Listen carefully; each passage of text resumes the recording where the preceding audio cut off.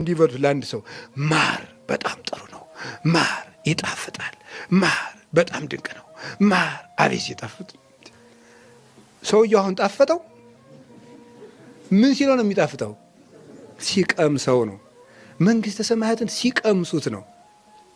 ቅዱስ ቂርቆስ እሳቱ ከበርሜል ውስጥ እየነደደ ፍርሃት እናቱ ስትፈራበት ምንድን ነው ያለ? እባክህ የመንግስተ ሰማያት እንዲሁ ጫፏን አሳያት ለእናቴ ነው ያለው። ስታይ ልጇ ጋር እየሮጠች ወደ እሳቱ ገባች። እንዲሁ ትንሿን እንኳን ቢገልጽልን መድኃኔዓለም የመንግስተ ሰማያትን ውበቷን ቢያይ ሁሉን እርግፍ አድርገን እንተው ነበር። እና ቅዱሳን ጅል ይመስሏችኋል? ሞኝ መሰሏችሁ? እንደ እብድ የዶሩት ለምንድን ነው? እንደ ጅል ዓለም እንደ እብድ የቆጠራቸው ለምንድን ነው? የውሻ ሬሳ እስኪጎትቱ ድረስ ሞኝ መስለው የኖሩት ምን ይመስላችኋል? የሚያዩትን ስለሚያዩ ነው። እንዲሁም ቅዱሳን ሲበቁ መንግስተ ሰማያት ቢሏችሁ ሌላን አለ እንዴ? ክርስቶስ እኮ ነው።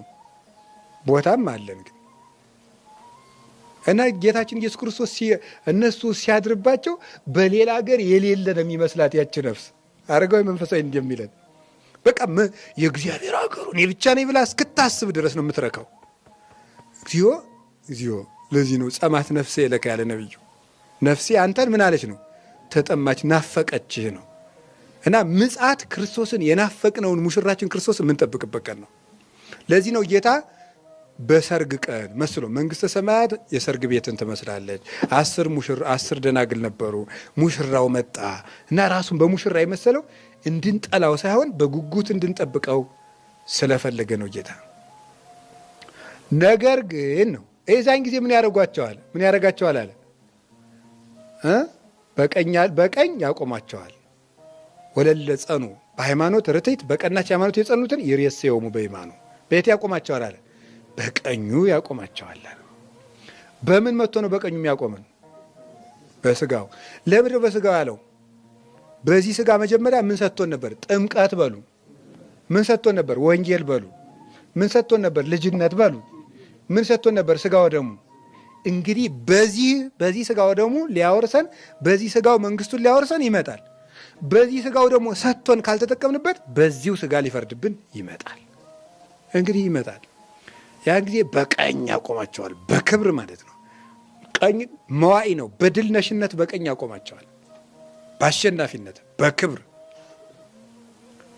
ጻድቃንን እነዚያንሳ ወለለሰ ተግህሱ እምሃይማኖት ርትዕት በእንተ ተውዳሰ ከንቱ በውዳሴ ከንቱ ምክንያት ከሃይማኖት የወጡትን ሰዎች ግን በግራ ያቆማቸዋል። በውዳሴ ከንቱ አያችሁ። በዚያውም ቅዱስ ቄርሎስ ሰዎች ከሃይማኖት የሚወጡበት ዋናው ምክንያት ምንድን ነው? ውዳሴ ከንቱ ነው። ውዳሴ ከንቱ ለእኔ መምህሬ ማን ነው ማለት ነው። እኔም መምህር አንተም መምህር። ይሄ ነው ችግሩ። ቅናትና ውዳሴ ከንቱ፣ ሹመት መፈለግ፣ ገንዘብ ወዳጅነት፣ እነዚህ ናቸው ከሃይማኖት የሚያወጡት። በጣም ብዙ ሰዎች የማይመለሱበት ምክንያት እኔን ተከራክሮ የሚያስተምረኝ ማን ነው ብለው ስለሚያስቡ ለራሳቸው ክብር በመጨነቅ ነው። እንዲህ እፎ ትረክቡ ክብረ እምኀበ እግዚአብሔር እንዘ ተሐስሱ ክብረን ቢጽክሙ አይደል ያለ ጌታ። ከባልንጀራችሁ ክብር የምትወዱ ሆናችሁ ሳለ እንዴት ከእግዚአብሔር ክብር ልታገኙ ትችላላችሁ አለ። ብዙ ሰዎች ከሃይማኖት የሚወጡት በዚህ ምክንያት ነው። ውዳሴ ከንቱ። አርዮስን እንዲህ ያደረገው ውዳሴ ከንቱ ነው። እለእስክንድሮስ አንተም ጓደኛ እኔም ጓደኛ ብሎ ንስጥሮስ እንዲህ ያደረገው ምንድን ነው? ውዳሴ ከንቱ ነው። በጣም ብዙ ሰዎች አሁን ያሉትን እንኳን ከቤተ ክርስቲያን የወጡትን ብዙዎች እንዳይመለሱ የሚያደርጋቸው ምን ይመስላችኋል? ውዳሴ ከንቱ ነው። ምክንያቱም እዚያ መምህር ሲባል ይኖርና እዚህ ስትመጣ ምንድን ነው የሚሆነው? ምዕመን ይሆናል።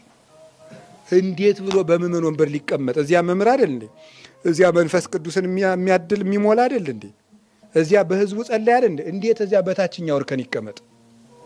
ስለዚህ ከእግዚአብሔር ክብር ይልቅ የራሱን ክብር እየያዘ ይኖራል እዛው። እናንተ ግን በግራ ነው የሚያቆማችሁ ብሎ ነግሮናል። በውዳሴ ከንቱ ከሃይማኖት የወጡትን ስራ የሌላቸው